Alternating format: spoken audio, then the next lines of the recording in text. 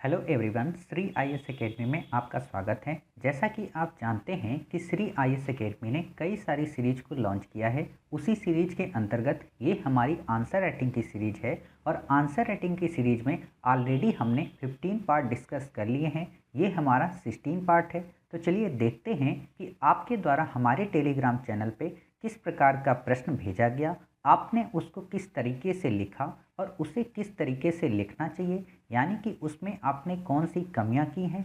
इन सब का एक विस्तृत एनालिसिस करने की हम शुरुआत करेंगे। तो चलिए शुरू करते हैं। जैसा कि आपको पता है कि सबसे पहले हम इनके प्रश्न को पढ़ेंगे और इनके उत्तर को पढ़ेंगे। इसके बाद हम देखेंगे कि इन्होंने अपने प्रश्न में कौन सी कमियां की हैं या इन्होंने अपने प्रश्न में कौन सी अच्छी बातों को लिखा है। तो चलिए शुरू करते हैं।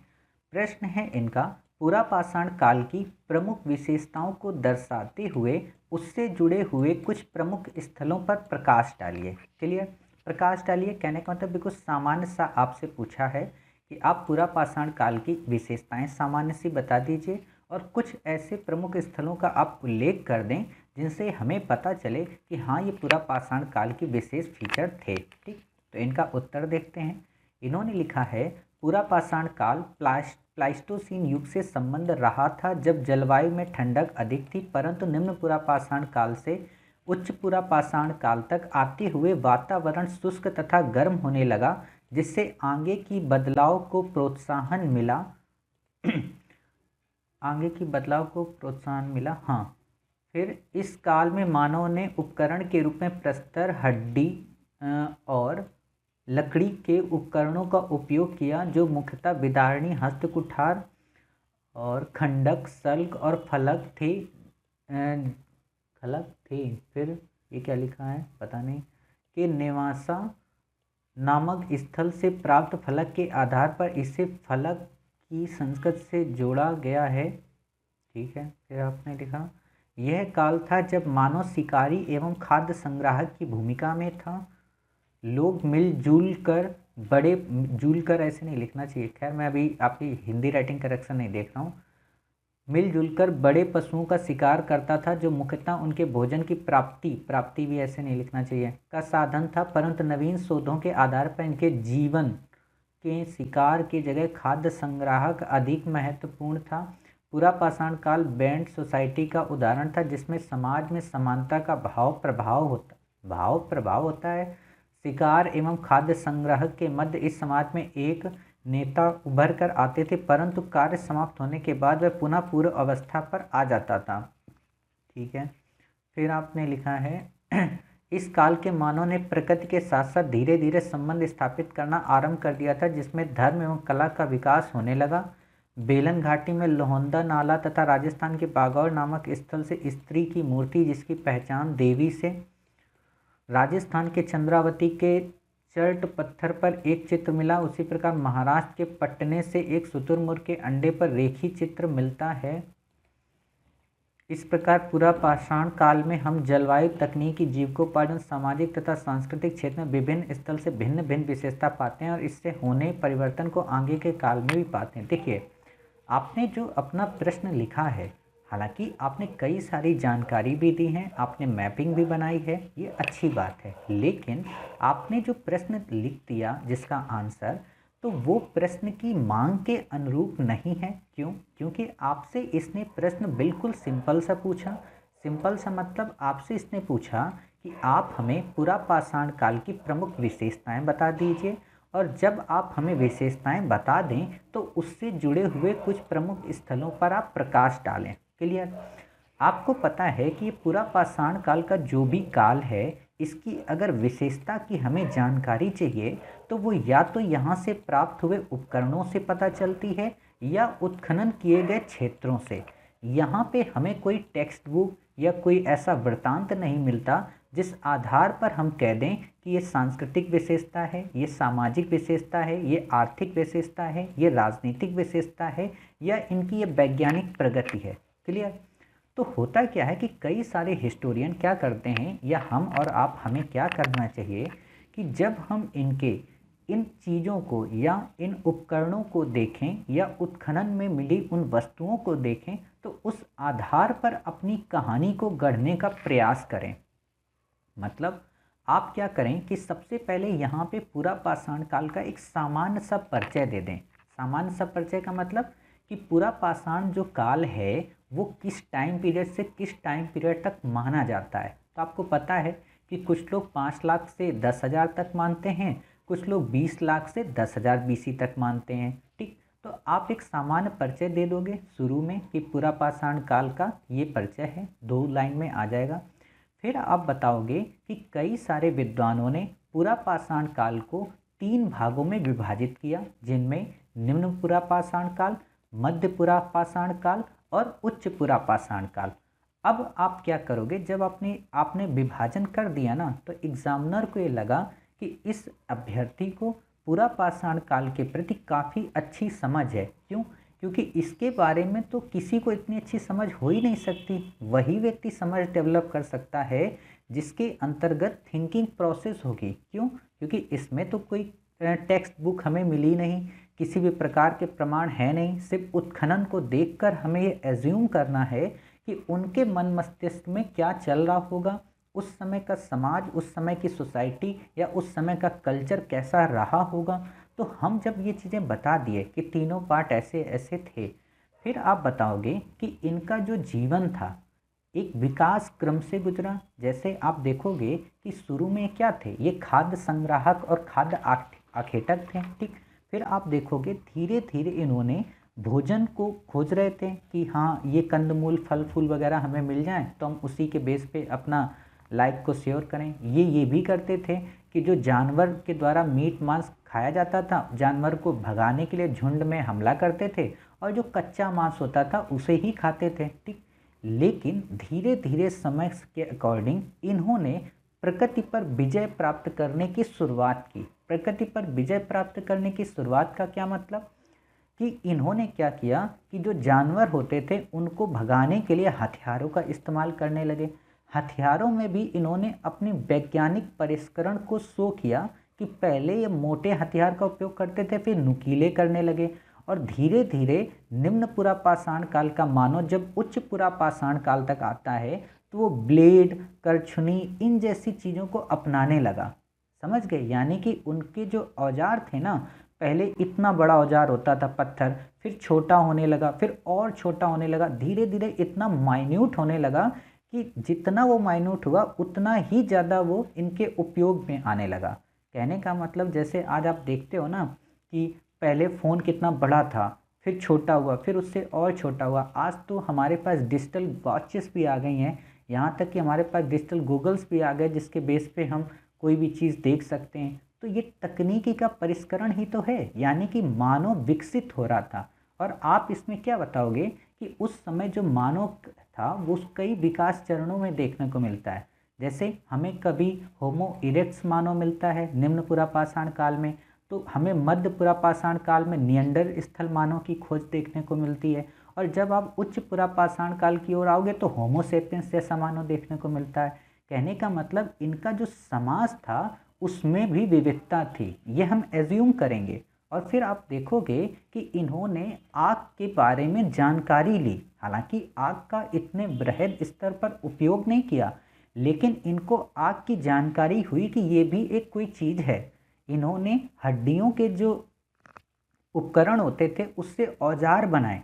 इन्होंने सोचा कि हड्डियां काफ़ी मजबूत होती हैं, इससे हम वॉर कर सकते हैं। और फिर आप देखोगे कि इन्होंने भीमबेटका जैसी गुफाओं में कई सारी चित्रकारी की। चित्रकारी कौन कर सकता है आप बताइए? आप अभी स्टडी करते हो, ठीक है, आपके पास जब टाइम होगा तभी तो सॉन्ग सुनोगे। यानी कि इन्होंने अपने समाज में रंगमंच या सांस्कृतिक आर्ट्स को भी प्रमोट किया। कहने का मतलब ये केवल अपने जीवन को गुजार नहीं रहे थे, बल्कि अपने जीवन में कई प्रकार के रंगमंचों को भी शामिल कर चुके थे। अर्थात ये कलात्मक अभिव्यक्ति के भी व्यक्ति थे, इनको कला की समझ थी। इसीलिए आप देखोगे इन्होंने जो कलाकारी की है उसमें अपने दैनिक जीवन को दर्शाया है, जिसमें आपको भीमबेटका में जब आप चित्र देखोगे तो नृत्य करते हुए चित्र मिलेगा, मदिरा पान करते हुए चित्र मिलेगा, कई सारे चित्र आपको मिलेंगे समाज से जो रिलेटेड होंगे। फिर आप उन्हीं चित्रों को अगर ध्यान से देखो तो उनमें इन्होंने कई सारे प्राकृतिक रंगों का उपयोग भी किया है। अब आप बताइए, रंगों का उपयोग वही व्यक्ति करेगा ना जिसके अंदर कलात्मक अभिरुचि होगी, अर्थात इस समय के जो मानव थे वो कला के प्रति अपनी अभिरुचि भी दर्शाते हैं और उन्होंने लाल, पीला, नीला इन सारे रंगों का उपयोग करना भी शुरू किया। साथ ही आप देखोगे कि कई जगह से मातृ देवी की मूर्ति भी मिली है, अर्थात ये लोग ईश्वर पे भी आस्था रखते थे, यानी कि ये प्रकृति की पूजा करते थे और प्रकृति पर ही निर्भर रहते थे, यानी कि ये इकोनॉमिक फ्रेंडली भी थे। समझ रहे हो? आप ये सारी चीज़ें जब बताते हो और फिर आप बताओगे कि किस तरीके से इन्होंने साइंस और टेक में डेवलपमेंट हासिल की। साइंस एंड टेक मतलब विज्ञान प्रौद्योगिकी के अंतर्गत इन्होंने कैसे पत्थरों को तोड़ना शुरू किया, किस प्रकार इन्होंने पत्थरों को पकाना शुरू किया, किस प्रकार एक पत्थर को दूसरे पत्थर से तोड़ के नुकीले धारदार पत्थर बनाने की शुरुआत की। उस वक्त जब इंसान कपड़े भी नहीं पहनता था तब इन्होंने पत्थर में परिष्करण की अवस्था को अपना लिया। ये सारी चीज़ें आपको इसमें लिखनी है कि फला फला चीज़ें इसकी विशेषताएं थी। फिर आप कुछ स्थलों का नाम लोगे। कुछ स्थलों का मतलब जब आप देखिए, जब भी आपको कुछ स्थल लिखने की बात आए ना तो आप हमेशा 3 से 4 स्थल जो मोस्ट इम्पॉर्टेंट हैं उनका जिक्र करा करिए। जैसे आपने यहाँ पे भीमबेटका का जिक्र नहीं किया, जबकि वो दुनिया में कला की सबसे पहली अभिव्यक्ति वहीं पे होती है, तो आपको भीमबेटका का उल्लेख करना है, आपको सोहन घाटी का उल्लेख करना है, आपको नर्मदा घाटी का उल्लेख करना है, आपको बेलन घाटी का उल्लेख करना है। और यहाँ से जो चीज़ें मिली हैं उसके आधार पे आप बताओगे कि उस समय का जो पूरा पाषाण काल का जो मानव था, या पूरा पाषाण काल की जो इकोनॉमी थी, या पूरा पाषाण काल के जो समाज था, या वहाँ की जो राजनीति थी वो कैसी थी। आपको पता है कि जो पूरा पाषाण काल था उस समय परिवार व संबंध नहीं होते थे, उनके बारे में हम अध्ययन करके नहीं बता सकते। वहाँ ऐसा नहीं था कि एक पूरा परिवार होता होगा, एक गांव बसेगा, ऐसा कुछ नहीं होता था, क्योंकि वो अभी शुरुआती अवस्था में थे, ऐसा माना जाता है। वो इतने सभ्य नहीं थे, सिविलाइज नहीं थे, आप ये चीज़ कहोगे। आप ये भी बताओगे कि वो तो अभी अपने जीवन की प्रारंभिक अवस्था में थे। कहने का मतलब जैसा कि आप देखते हो ना कि कहा जाता बंदरों से मानव की उत्पत्ति हुई है, तो ऐसा ही आप वहाँ एज्यूम कर सकते हो कि वो अपने जीवन की प्रारंभिक अवस्था में गतिमान थे। फिर आप बताओगे कि वो जो भोजन था उनका अभी इतना स्टैंडर्ड नहीं हुआ था, अभी वो कच्चा मांस, कंदमूल, फल के आधार पर अपना जीवन स्पेंड करते थे, यानी कि अभी उनके अंदर इस बात की समझ नहीं आई थी कि ये जो हम खा रहे हैं ये कितना टेस्टी है या कितना नहीं, अर्थात वो ये सोचते थे मिल गया यही बहुत बड़ी बात है। ठीक, फिर आप देखोगे कि उनके लिए निवास के लिए कोई घर, कोई ज़मीन ये नहीं होती थी, वो बेसिकली गुफाओं में रहते थे या पेड़ों की टहनियों में अपना निवास बसाए हुए थे। अर्थात वो जो मानव सभ्यता के जो चरण होते हैं उन पर अभी प्रवेश नहीं कर पाए थे, बल्कि करने वाले थे, संक्रमण के दौर से गुजर रहे थे। मैंने आपको ये भी बता दिया कि परिवार एवं संबंधों का अभाव था, क्योंकि जब उनमें इतनी परिपक्वता ही नहीं थी तो कैसे वो परिवार और संबंध को बना सकते हैं।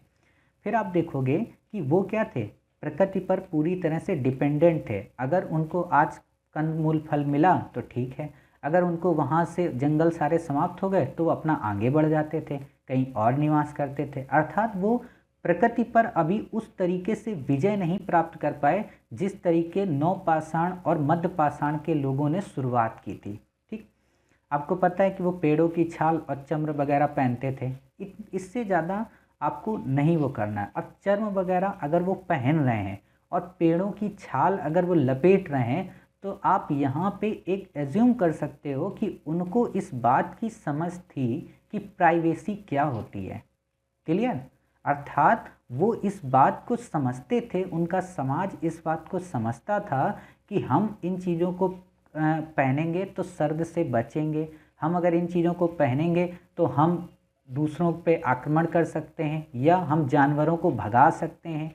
ये सारी चीज़ें उन्होंने की और इसी चीज़ की उनकी कलात्मक जो अभिव्यक्ति है वो हमें भीमबेटका की गुफा से या अन्य कई गुफाओं से देखने को मिलती है। फिर आप यहाँ पे एक सीमा भी इनकी बता दोगे कि पूरा पाषाण काल के जितने भी लोग जहाँ जहाँ रहे, ये बात ठीक है कि लगभग पूरे भारत में इनकी साइट्स मिलती हैं, लेकिन गंगा के मैदान में और आप बताइए, केरला की साइड में यहाँ पर इनके साइट्स देखने को नहीं मिलते, जो कि एक अपने आप में सीमा है। और इनकी जितनी भी बस्तियाँ हैं वो किसी न किसी नदी घाटी, किसी न किसी पहाड़ी या किसी न किसी जल स्रोत के पास में ही थी। अर्थात इन्होंने अभी प्रकृति पर विजय नहीं प्राप्त कर ली थी। प्रकृति पर विजय, मैं बार बार वर्ड यूज कर रहा हूँ, तो इसका मतलब क्या होता है? इसका मतलब ये होता है कि जैसे आप सिंधु घाटी सभ्यता के लोगों को देखेंगे तो वो अपने निवास दो स्थान पर बनाते थे, एक निचला भाग, एक ऊंचा भाग।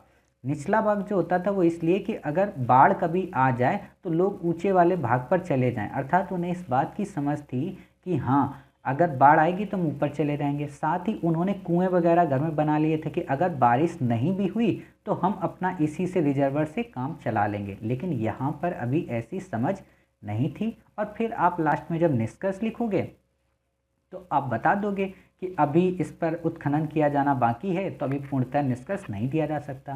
और जब आप ये सारी चीज़ें कर रहे होगे ना, तो आप जैसे आपने मैप बनाया, अभी ये जैसे मैप बनाया, ये सारे मैप बनाए, अच्छी बात है, अभी आप शुरुआत में हैं तो अच्छा आप बना रहे। आप जब भी मैप बनाओ तो आप कोशिश करो कि मैप आपका खिला हुआ हो, समझ गए? मतलब आप अगर ऐसे बनाओ तो आपका मैप खिला हुआ लगे और आपकी लोकेशन सही हो। जैसे नेवासा आपका यहाँ पे मिलेगा, ठीक। आप जब बेलन घाटी बनाओ तो लगे कि हाँ, जब आप ऊपर कश्मीर का जब एरिया बनाते हो ना, फिर वहाँ पे लगे कि हाँ, ये यहाँ पे बेलन घाटी आपकी आएगी नेपाल के यहाँ पे, इस जगह पे, समझ रहे? मतलब आलतू फालतू टाइप का अगर आप लोकेशन कर दोगे तो लोग, आप जो एग्जामिनर होगा उसको लगेगा कि इसने बस टाइम पास किया है। और इस पर आप प्रैक्टिस करिए मैप पे, और काफ़ी इजी बन जाता है। साउथ इंडिया को तो सबसे जल्दी आप बना सकते हो बिल्कुल। ये अभी तो ये मेरे पास पेन नहीं है क्योंकि मुझे माउस से ही करना पड़ता है, तो इसलिए कर्सर में दिक्कत होती है, ठीक है? तो आप इसको बनाइएगा। उम्मीद है आपको ये आंसर समझ में आया होगा। आप इसको अच्छे से लिख सकते हैं। मिलते हैं फिर एक नए क्वेश्चन के साथ में, तब तक अपना ख्याल रखिए और स्वस्थ रहिए।